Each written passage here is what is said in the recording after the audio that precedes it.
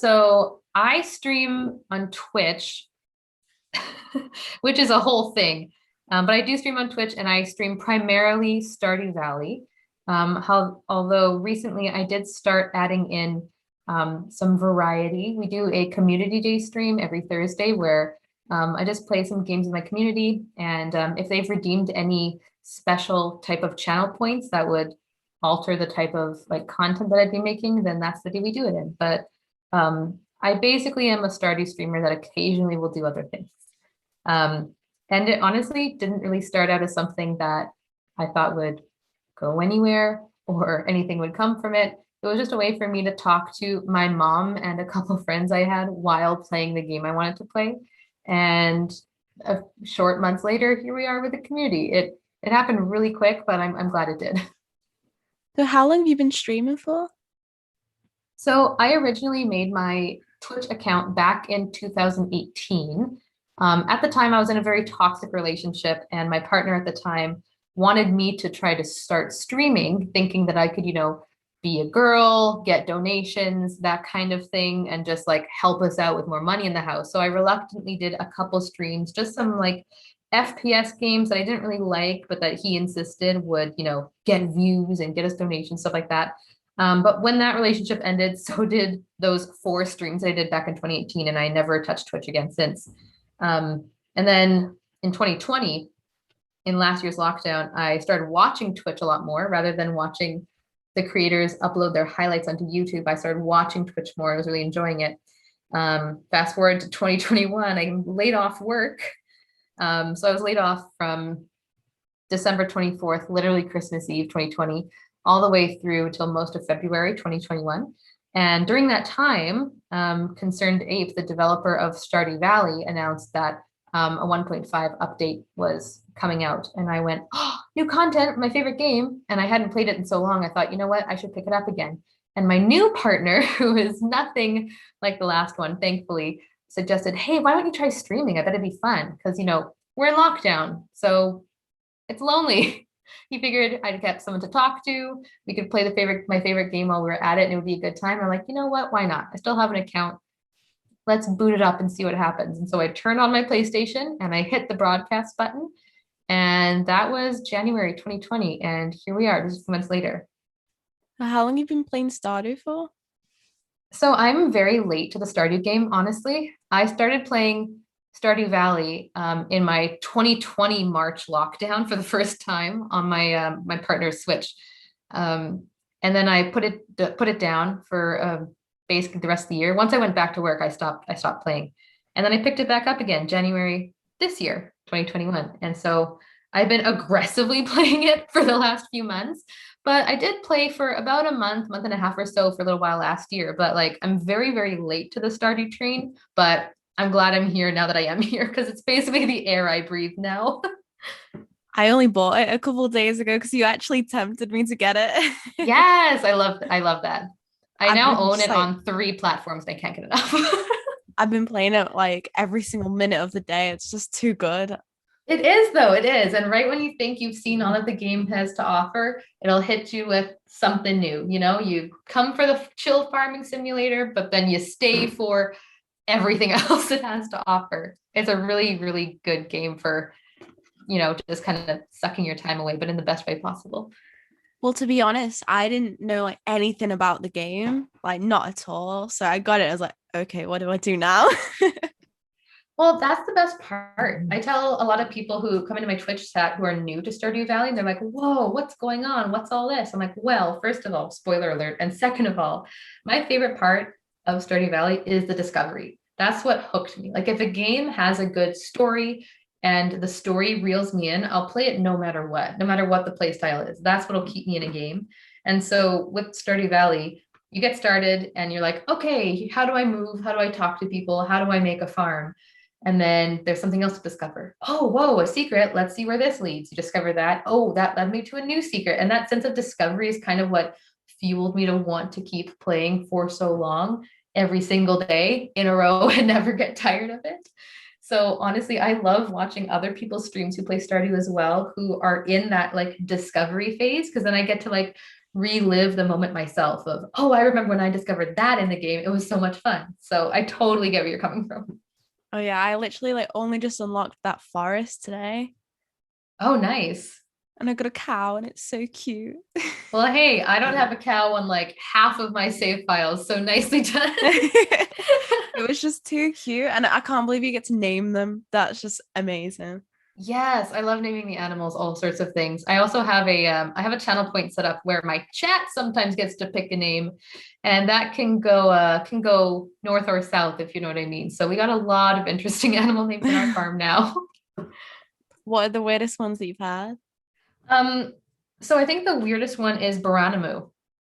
Um, and Baranamu is a bit of a spoiler alert, but there's ostrich in the game, and Baranamu is one of my ostrich. And what happened was, before I made a separate save file to film TikToks in about Stardew, I would just load up my main save file, run around, film whatever I needed to, and then would exit and just not save so that I wasn't making any new progress off stream. And one day my partner was helping me film.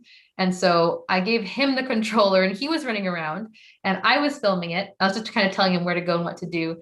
And he ran into a coop and the ostrich was born, and it has like always a randomly generated name. And the randomly generated name that was there was Branamu. And we were like, that's so weird. What even is that? Lame. He's like, nope, this is great. I love this name. This ostrich is going to be named that now. And I'm like, well, it doesn't matter. It won't be saved because we're going to exit at the end of the day. We're not going to save our progress. It won't be canon. And because he had the controller, he slept and saved our progress. And so now Branamu is there and his name hasn't changed. He became canon after all. So I think that one might be one of my favorites. And then my least favorite character in Stardew Valley is Stinky Mayor Lewis, and I'm known for my hatred of him both on Twitch and on TikTok. And one of my frenemies in chat, who's a fellow Stardew streamer, came in, redeemed points so that they could name one of my pigs Mayor Lewis. So those two are probably the most significant. Why'd you hate him so much? Oh my, do you really want to know? Do you really want to know? I'm pretty sure 50% of my TikTok page right now is just about why he is such an awful person. And I'm pretty sure that I can't really go into it without a few spoilers. So first of all, when you first meet him, first impressions, he's been in your house, right? Without permission, kind of sus. You know what else is kind of sus? The fact that like there's no kitchen or bathrooms in there, kind of lame. He says he was a friend of grandpa, but like, what was he doing in there before you got there? Other than trespassing, a little bit weird. One of the next interactions that is significant that you have with Mayor Lewis is when he asks you to retrieve his shorts from Marnie's bedroom. Oh, yeah. Ew. Ew. Just ew.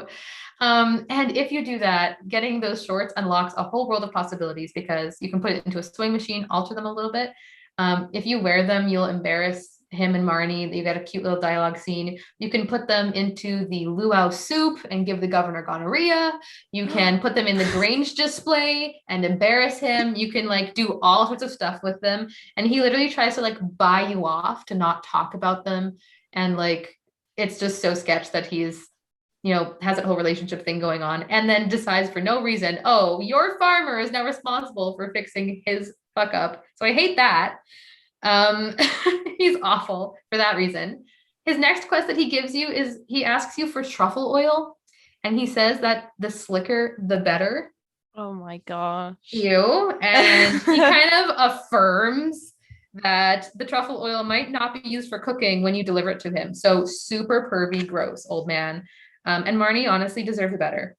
And then there's a few other secrets that I won't really go into, but like cutscenes that you can trigger where it shows a Lewis talking to Marnie like secretly at night having meetings, and just the way that he talks down to her, it's like super uncool, very misogynistic, very shady, not a vibe, you know, overall nasty. And then the biggest secret of all is the only thing you really see him ever doing in town is collecting taxes on Saturdays, right? But every single shopkeep complains about how their business is suffering. So where's all that tax money going? It's not going to the community center because that's our problem, apparently. It's not going to the shopkeeps, apparently. There's a secret that you can find once you have the magnifying glass. And if you follow the trail, it will lead you to a solid gold statue Lewis has made of himself. Oh, wait, I got the magnifying glass, but I didn't know what to do with it. Basically, all it does is when you see artifact spots in the ground, those little like wiggly worms, if you dig them up with your hoe, sometimes it'll be a secret or a secret note, and you can access those in your menu, and they'll lead you to different like secrets that you can uncover in the game. And if you place his solid gold statue of himself in town square, he sends you a letter in the mail, again, trying to pay you off to say, hey, don't put my personal property project in the middle of town for everyone to see. So tax evasion. Theft, pervy old man.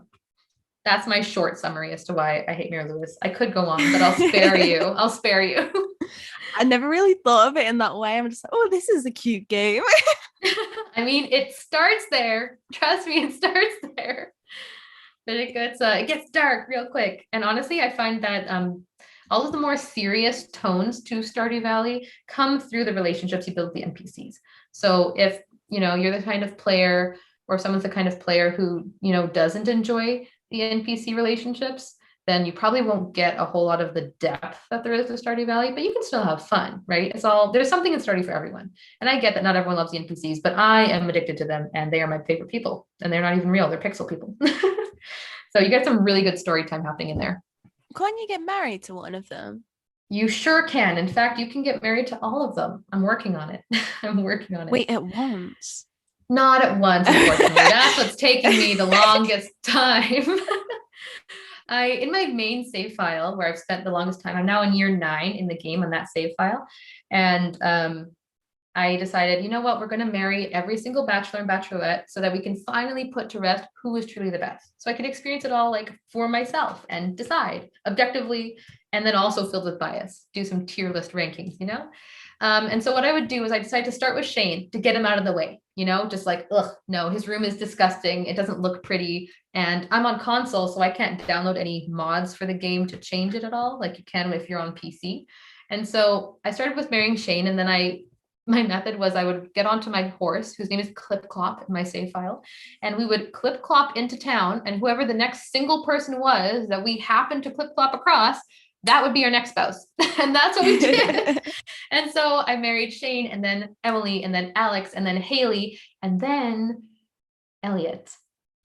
And that's where I had to stop, because he absolutely just wooed my socks off. He was like so romantic and sweet. I could not leave him. And I was like, oh no, guys, I'm not sure if I'll ever be able to divorce him. He's too nice. And then I finished the game. And I won't give any spoilers because it's major, but like at the very end of the game, like the end credit scene, whoever your spouse is in the game has like a significant part of that. I'm like, well, now that he's shared that with me, he's not going anywhere. I could never. And so now I have a second save file where I'm trying to marry the remaining bachelor and bachelorettes. So we're getting there. We're getting there. I think I've been tempted by Sebastian because he seems cool, or Emily, because I walked in when she had like crystals out and everything. I was, oh my gosh. Emily currently is in like my top 3 favorite for sure. She just has really good energy, good vibes about her. I love her. Sebastian, though, it's funny you should mention him because I simped for that boy so hard.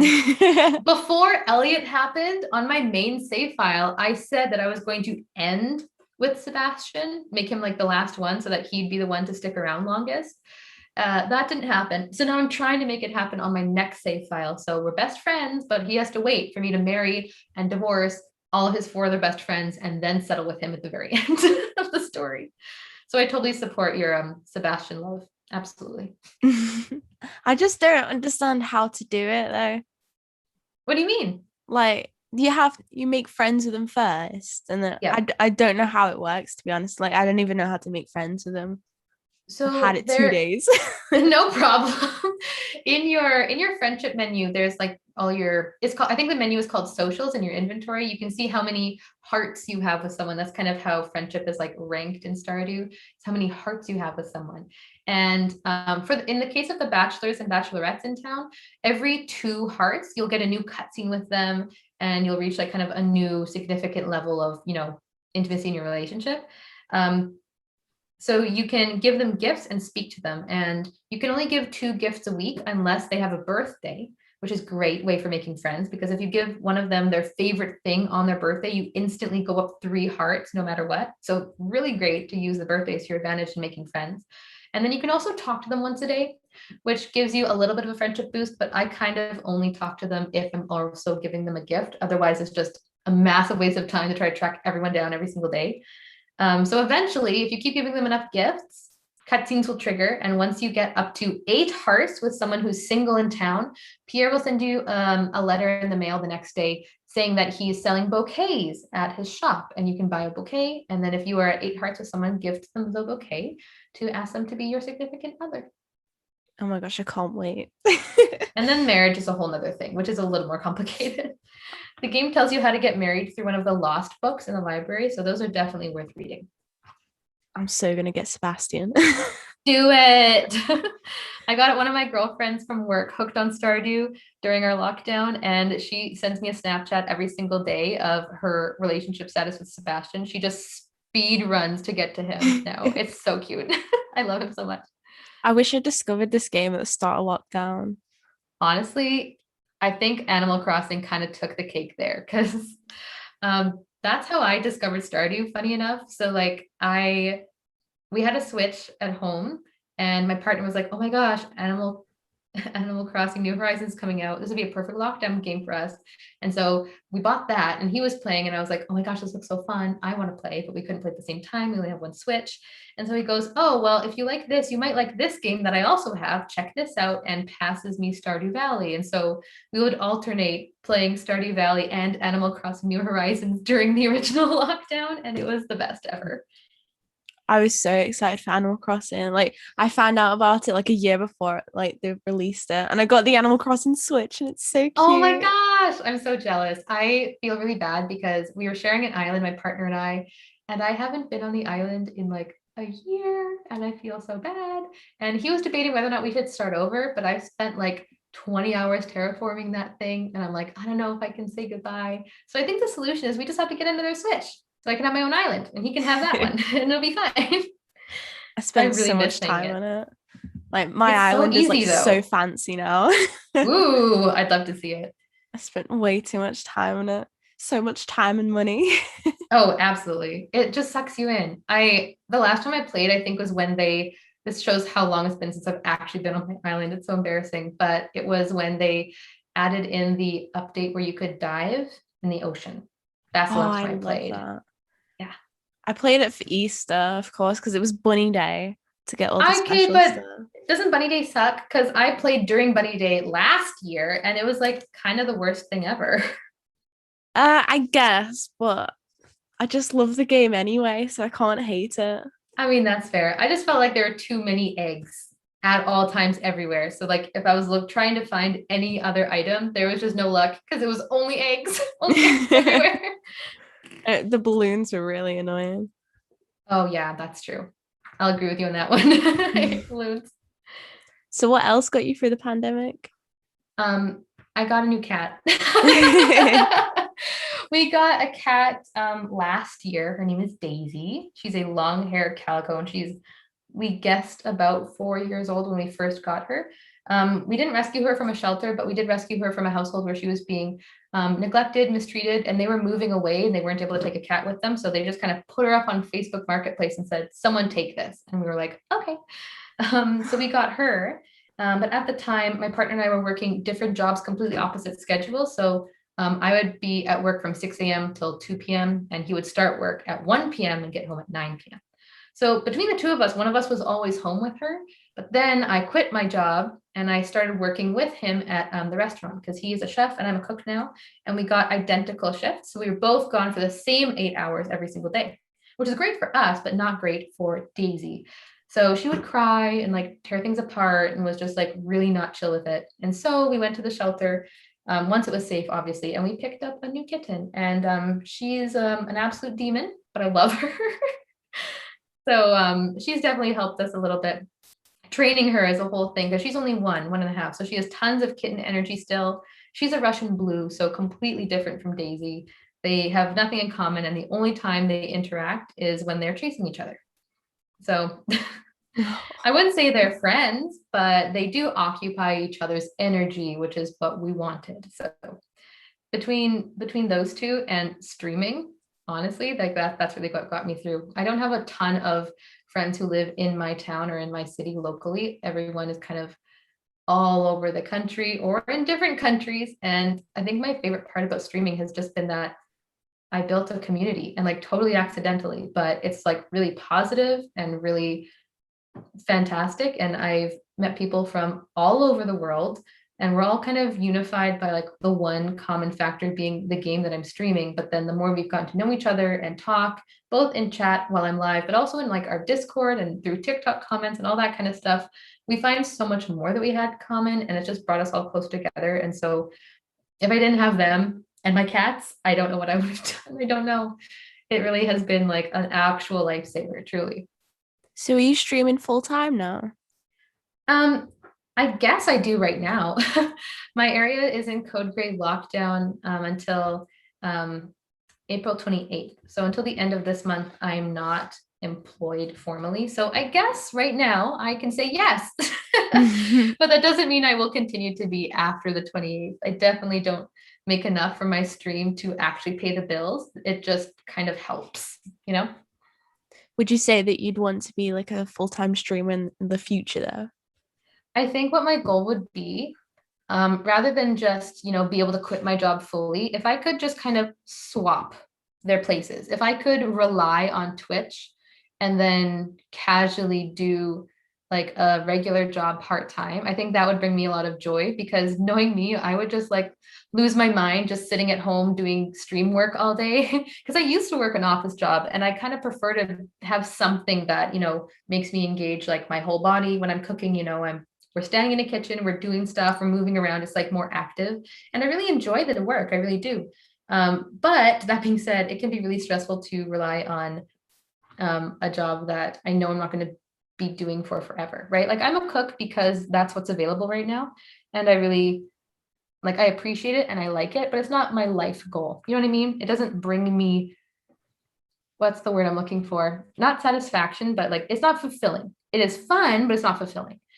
Streaming, however, talking with people all day, like hanging out and just like having a good time with people, that's fulfilling.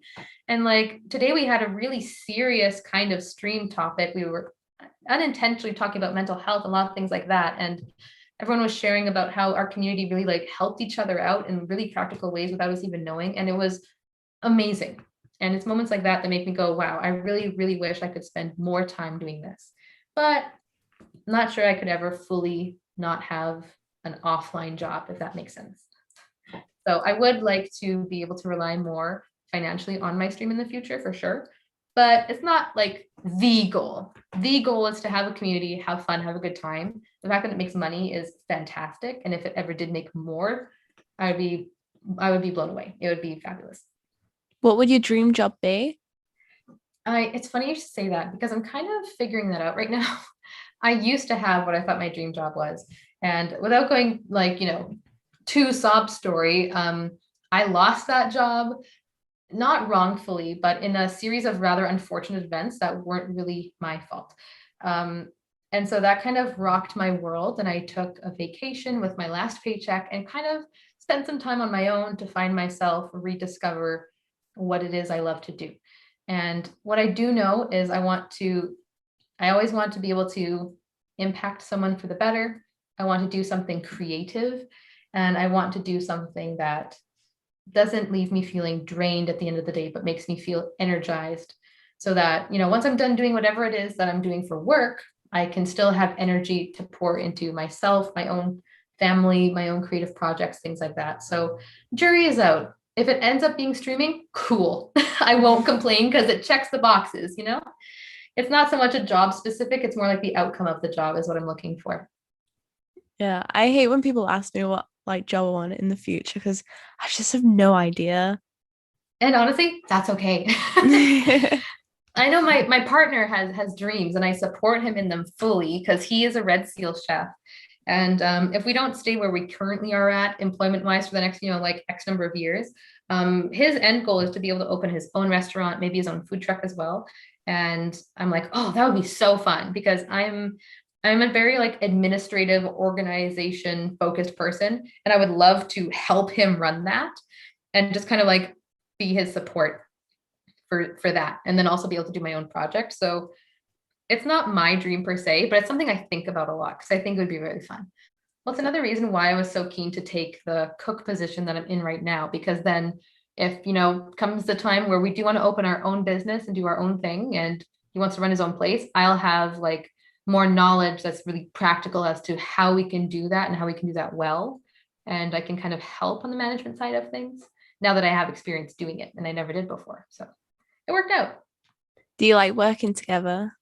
Honestly, it's the best thing ever. It really is the best thing ever. Because for a lot of reasons. I know that when I say, yeah, my boyfriend and I work together, people go, oh, what? In fact, I had a lot of older folks at my old job, when I informed them where I was moving to, they said, oh, I could never. My wife and I would bite each other's heads off. I'm like, oh, what an unfortunate relationship dynamic that is. I'm so sorry to hear that. I mean, like, but it was kind of met with a lot of people going, oh, you should never mix life and work. You should never mix life and work. I'm like, well, maybe it doesn't work for everyone's relationship, but honestly, for ours, it's probably the best thing we ever did. Because, I mean, for one, there's the schedule, right? We were living different lives, different schedules. We hardly saw each other unless we booked time off like a month in advance. And even then we can only get one day, that kind of sucks when you want to share your life with someone. And so we get all the same days off. We get all the same hours. So we have actual time to spend together and spend time, in our home with our fluffy cat and plant family and do our own projects, do whatever we want. We actually have time for that now. So that was an enormous blessing. But then there's also the fact that, like, I don't know, we've known each other for over a decade. Like, this is my person / soulmate, if you want to call it that. But like, there's no one else that I would ever rather want to spend my entire day with, genuinely. I've dated people in the past where, you know what, it wouldn't have worked out because I would have gotten tired of them. But like, he truly is my other half. And as cheesy as it sounds, it applies to work as well. So obviously we're professional. We keep it professional. I don't call him babe or whatever when we're cooking together. And he is my supervisor. So there's that. But like, he loves having me around because I'm a very like focused, reliable, organized person. So I was able to bring some like organization to the team that wasn't maybe as prevalent before. And I can proofread new menu items for him and things like that. So I'm an asset, but also just having someone in my work environment that makes me feel safe is a huge asset for me, because I did not have that in my old work environment. And he's just a fun person to be around. Like, even if we weren't dating, I'd be like, yeah, he's an absolute vibe and a treasure to talk to. Who doesn't want someone like that in their workplace, especially as a supervisor? Is there like a bad side to it though? For us, honestly, it does just work. And I mean, we've been living together for 2 years now, and we've known each other for like 10 years. So I feel like if it wasn't going to work, we would have known by now. You know what I mean? But yeah, honestly, no, there has not been a downside so far. We don't always see eye to eye, but we have never had a fight, like a proper like fight in any context. We just make sure that we are very intentional about communicating things as clearly as we possibly can as two adults who have brains and can use them to communicate clearly to each other. And that has saved us from ever having to fight about anything. But there's always that lingering fear in the back of my anxious, riddled mind that one day our first fight will happen at work. And there's no reason for me to think that or be scared of that. But I'm like, you never know. I feel like if the ball ever does drop, it's going to be at work one day. I just know it. But it's just an anxious driven fear. It would be a great show, that's for sure. But yeah, it just works. And hey, it probably doesn't for everyone, but we can work together well as people, and whatever context that's in, cool. And work works. Yeah, I've seen that you have an Instagram account for your sustainable household as well. Yes, I do. That was kind of one of my first internet adventures. I fully intended to upload some of my content to YouTube channel that's associated with that my sustainable household Instagram account. But well, first of all, my files got corrupted over and over and over and over. And I had to reshoot like the same video like 4 times. And eventually it just wore me out. And I was like, this is ridiculous. The other thing is that 2020 sucked. I mean, newsflash, it was an awful year. And I was really depressed for most of 2020. And as a part of that, I lost sight of a lot of the things that were important to me, including sustainability and like making ethical, sustainable earth-wise choices. And I didn't really have anything to post about or make videos about because I wasn't doing the things that I valued or that I wanted to be doing. And so within the last like number of months, my partner and I, we've been kind of reducing the clutter in the house because we moved in with a lot of junk from his parents' place, and we're trying to slowly purge our way through everything really intentionally, and making sure that our purchases are becoming intentional again, especially now that we are a little bit more financially stable, because the lockdowns last year really did a number on us. We couldn't really make sustainable choices. We had to make whatever the cheapest choice was instead. So we're definitely both still in the camp of, well, we have to do whatever we need to get by, but every single opportunity we have to make a more sustainable choice, we'll take it. What would be like a good start of becoming a sustainable household? That I think it's a very personal experience. So I can share what it was for me, but it might not be the same for everyone, because the two primary camps related to sustainability I find myself falling in are minimalism and zero waste. And you can have one without having the other. In fact, some of the most well-known minimalists, they go by the name The Minimalists. They have 2 Netflix documentaries out, really, really, really good ones. I would recommend everyone to watch them. And they talk about like just simplifying your life, only keeping what you love and what you need, and everything else can just leave. And from what I gathered, neither of them are intentionally zero waste or sustainably focused or trying to do, low impact choices, but they both lead minimalistic lives. And then there's the zero waste part of things, which is basically just a concept, a goal to strive towards, with the acknowledgement that we'll never truly produce zero waste. It's impossible. That's just not how our bodies work, not how our homes work, not how our world works right now, but trying to move to the idea of let's reduce our waste to be as close to zero as possible. So for me, I started with minimalism. Clutter is a big, big trigger for me, just like having things around the house.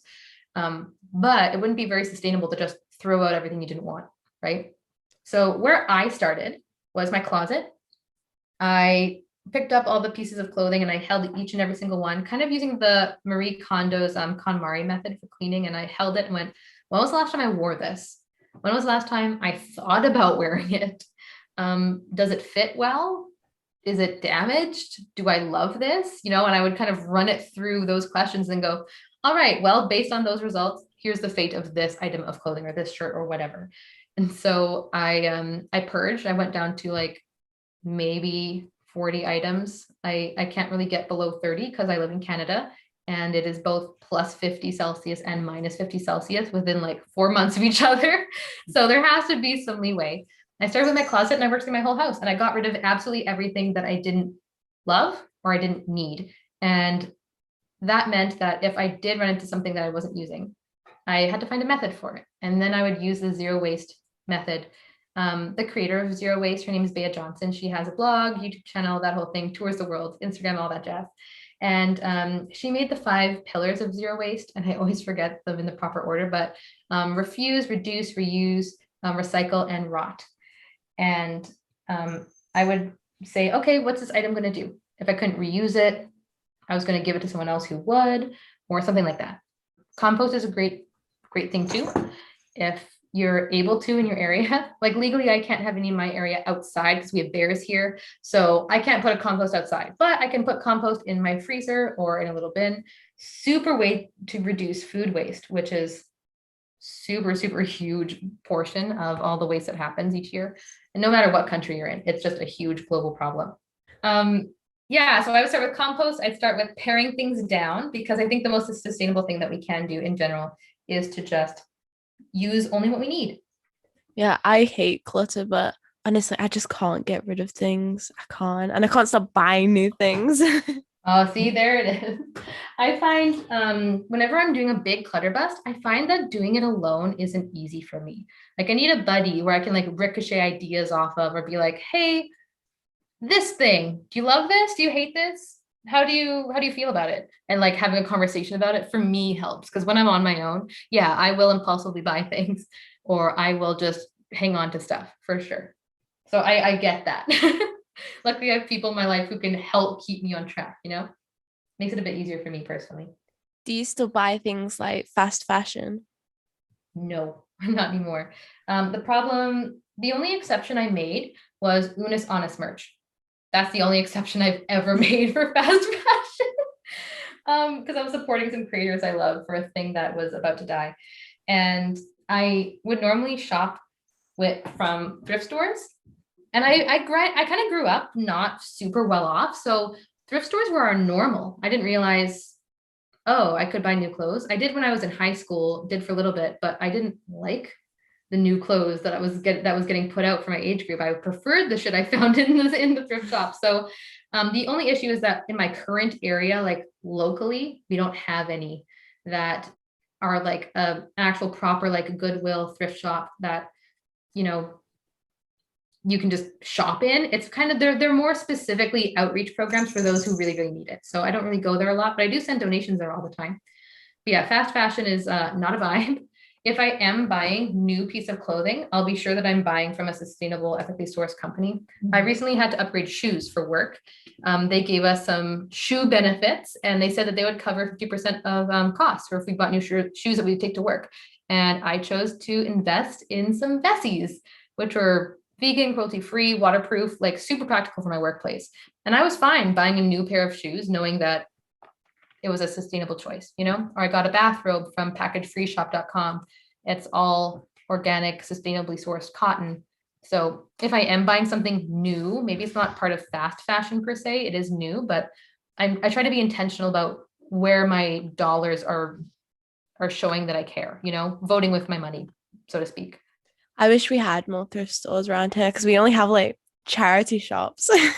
Yeah, that sounds like kind of what we have too. I mean, the city I grew up in originally, my birth city is only 4 hours from here, and it's big enough where I can, you know, pre-pandemic, go for a trip once or twice a year, grab a couple of things I need from the thrift shops, and be good, you know. But here, not so much, and the pandemic's really put a damper on that. I also used to live in like the middle of nowhere in a different province where there was nothing for like 6 hours away. So in that situation, ordering online was the only thing we could really do. Do you like to travel? I like the idea of traveling. I can't say that I've done a lot of it other than road trips in my own country. So Canada does not have any shortage of space is the thing. So I was born in Manitoba, lived in Saskatchewan, which is west, for 4 or 5 more years. And then I moved to Alberta, which is more west. And then I came all the way back across east of Manitoba, where I was born. And now I live in Northwestern Ontario. So in all of those moves, I have always driven myself. So like I've done a lot. I really love me a good long road trip. But as far as the states go, I've never been south of like Montana or Minneapolis. And I've been to Mexico one time. And that's it. So I have the first vacation proper that I was going to like, you know, take on a plane was supposed to be last summer. I was supposed to fly to Newfoundland, which I know is still in Canada, but it was a start. We do have a list, my partner and I, of places that we'd like to see. Where would be like your dream destination? I want to go on like a historical tour of like the castles in Scotland is a big one for me.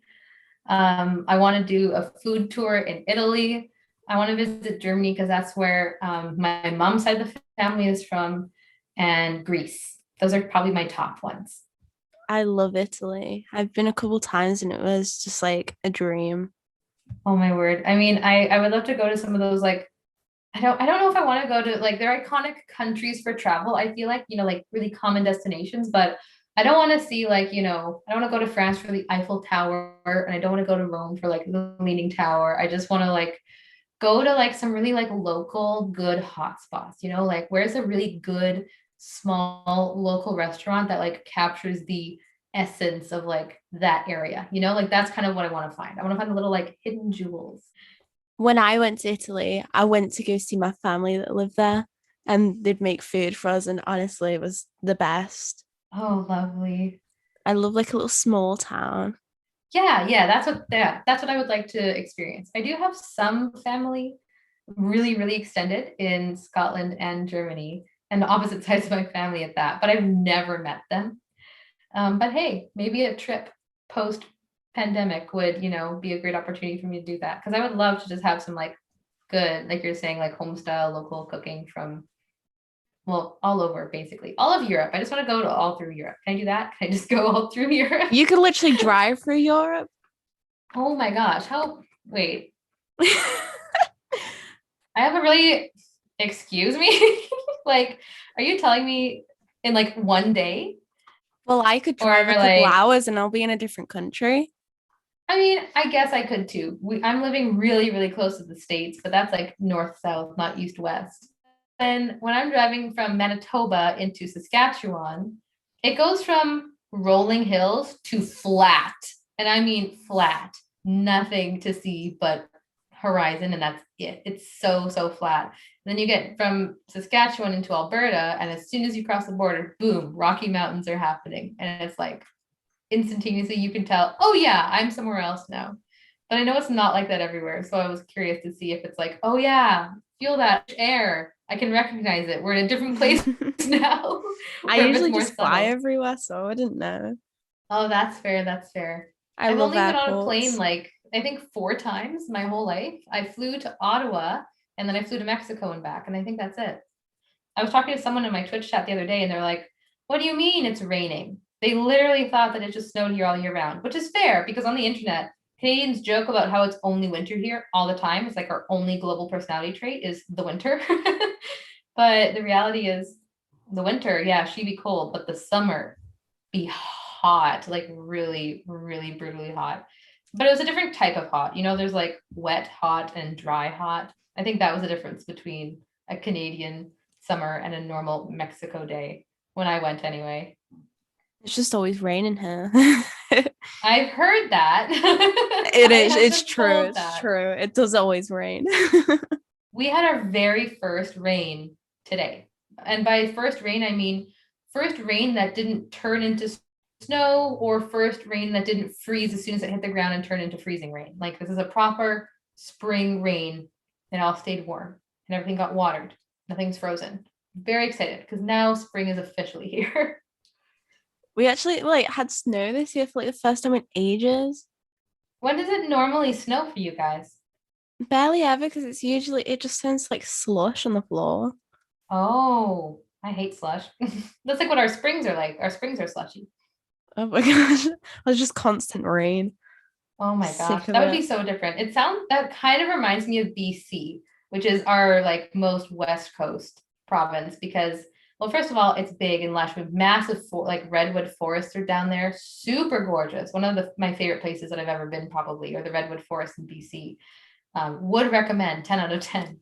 But down there, while it was like minus 50 and blizzarding in like my home city, I was in BC and we got like a light spring shower and that was it. It was like really humid, but like that's it. And then for the next week and a half, it was just cloudy and rained all the time. But we took that over the actual snow any day because it's easier to deal with rain than to deal with snow. I'm so desperate to go on holiday again. I mean, you and the rest of the world, I'm pretty sure we're all like, let me out of my house, let me go. I was actually gonna go to Canada on a school trip and it got cancelled. Oh no, where were you gonna go? Uh, I was gonna ask It's this and I okay don't if you know. don't know. It's okay. Uh, Vancouver, I think it was. Yep, that's BC. Basically no one travels here unless they're going to Vancouver or well, British Columbia in general, like BC or my current province, Ontario. They'll go to Toronto usually. Toronto and BC are the kind of hot spots for tourism, I think. Especially because of the mountains and the forest, like it just is really pretty. You can take ferries and stuff, like visit the island. Oh, it's really, really, really brilliant. I've been to BC a few times and I've loved it every single time. I Would think we were recommend. supposed to do something like business related there because I do business studies in college. Oh, So cool. I don't know what we were gonna do. Interview all the poor people down on their luck because there's so many broke people in Vancouver and especially just BC in general, but particularly Vancouver. I don't really know much about Canada, to be honest. You don't hear much. It's always about America. Yep. You're right.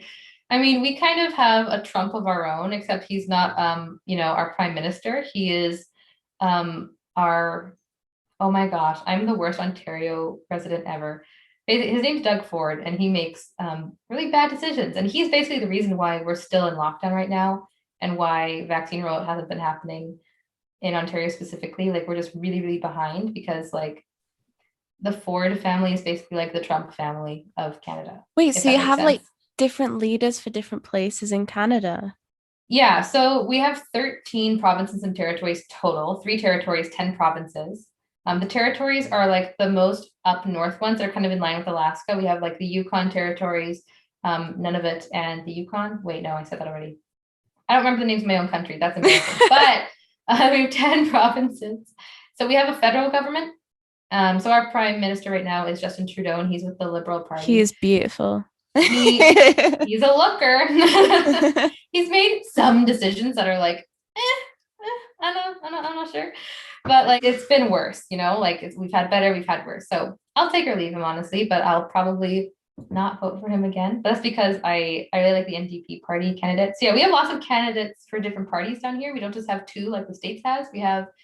There's the NDPs, which is the New Democratic Party. We have the Green Party. Guess what they like to do? There's Bloc Québécois, and their entire goal is to just make Quebec their own country and separate from Canada. They've never won. And then there's a Conservative Party as well. So normally Conservative, NDP, and Liberal are like our main 3 parties that we have. And honestly, NDP doesn't win a whole lot, but I think that's where my vote will end up soon, just because their policies and stuff. But yeah, we have federal government oversees the whole country, but then there's also provincial governments, and that's where we get like premiers and stuff. That's where Doug Ford is. So he's in charge of like our whole province basically. And then we still have municipal as well. So kind of like three stages. I think with like country leaders now, they have like such low expectations. So like whenever they do like something like okay or just like decent, everyone's like, oh my gosh, that's amazing. Wow. That's so unfortunate, but I feel that. I really do. That's a mood. Give them a sticker for it. Oh my gosh. Gold star, A+, pat on the back. Well done. Hey, But way to it's go. so true though. I mean, I feel like things only hit the news here if something really dumb happens, is the thing. We don't really celebrate the good things that the government does because we're so busy trying to undo the bad things from the past one. Is kind of the cycle I feel like we're stuck in. One of the big battles going on in Canada that's kind of like hitting headlines, other than like the obvious delay of like the vaccines and stuff like that, is they're trying to pass a bill right now that basically gives more rights to workers like myself who are in Ontario and aren't able to work during the pandemic.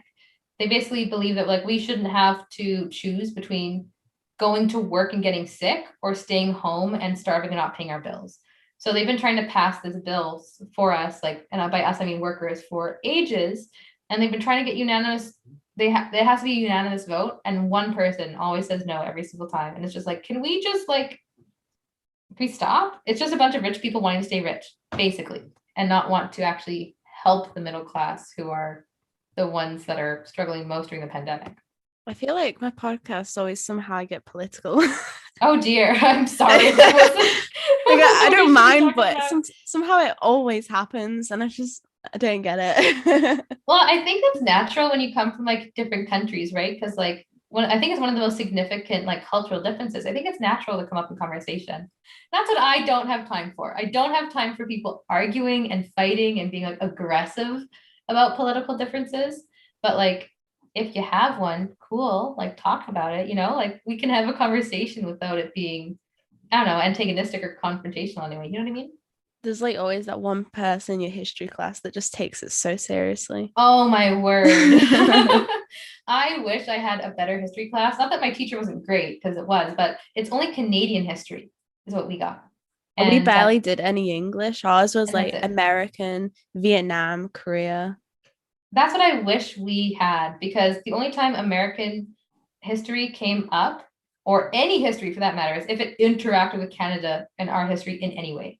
It was like a very self-centered history class for all of high school. And like I didn't learn a lot of like good basic geography. Like here's where this country is in the world, here's where that country is, here's what this country is like, you know, like none of that kind of stuff. Even in like middle school, none of that happened, none of it. And I'm like, man, if I could go back and change that curriculum somehow, I would. The whole time they're just talking rubbish about Americans. True. Well, That's hey, what if you ever ours is ask an like. American about the War of 1812, they say they won. If you ever ask a Canadian about the War of 1812, we'll say we won. So there's the extent of my American history knowledge. I hated history. I don't know if I ever hated a subject. I was that person. I was the nerd. I Oh was like, wow. I'm like, I don't have to study, You but I'm going to just to bring like my grade up sports. from like a 90% to like 100% because I can. Basically, I was that kid. What do you call your sports classes? Do you call them PE as well? Yeah, so either PE, physical education, or just gym, Oh like right. as short for gymnasium. But I, like I on hated our that. report cards, it shows up as PE. That was like my worst subject. Oh, really? No. I enjoyed PE once we got into high school. While I was in high school, our government passed a new bill. We're back onto government, but they passed a ruling saying that in order to graduate with your high school diploma for your PE classes for grades 11 and 12, you had to have a certain amount of hours met outside of school hours of physical activity. So you had to What? like keep a physical activity log of like low, medium, intense, just to make sure that you're staying active. Kind of as just a way to like, keep us from getting fat and setting good habits. And that I didn't have to do it for grade 11, but I did have to do it for grade 12. And by the time I was finished my grade 11 year in high school, I had more than enough credits to graduate. All I had left to do was take the mandatory courses that were required for me to get my diplomas. Because I was in a private school. So I had a private school diploma and then my provincial diploma for my province as well, in my high school. And so I only had to take like 2 courses, but one of them was gym or PE. And I was fine. And I played a lot of sports while I could, only because I could. I was very much an overachiever in high school, a lot of expectations. And so my mindset was if I can do something, I will, and then I'll do it as hard and as best as I possibly can. So I was on like every committee ever. I was playing every sport ever. And once Oh there my weren't enough gosh. girls in my class to play a sport, I just became a referee or a scorekeeper so I could get some money off of it and still show up. Like it was a lot. High school was exhausting. And I hate that version of me, like with a passion. But what got me through my PE extracurricular hours that I had to record, because I wasn't doing them, because I wasn't used to it. I would like vacuum or mow the lawn and it would count as medium, but then I had nothing that was like a high intensity workout that I was doing outside of school. And I was like, this sucks. And you will never ever guess what saved my butt that What? year. I joined a lightsaber combat group and we fight with gear and with lightsabers because we're nerds. And it was the worst workout, but in the best way that I ever had. And I never left. So I'm not living there anymore. And I couldn't keep going because of the pandemic. They're in Manitoba. I'm in Ontario now. But if I was still with them physically today and they were able to meet, I would have been doing it for like almost 7 years now. Lightsaber combat. Pretty cool. That's what got me through my PE year. If it wasn't for that, I would have lost my mind. It And does my sound pretty diploma. cool though, to be honest. It's also very dangerous because like, do you know like LARPing and like live action role play, that kind of stuff? Anything about that? Because like it's not that. It's not that. Because that is like most of the weapons are like a piece of wood padded in foam.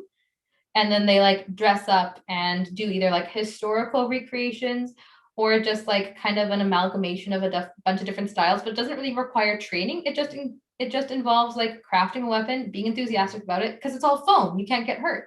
Like you can, but not really. What I do, it's a recognized sport officially, like in France, and I think a couple other countries near your section of the world, not so much my section of the world.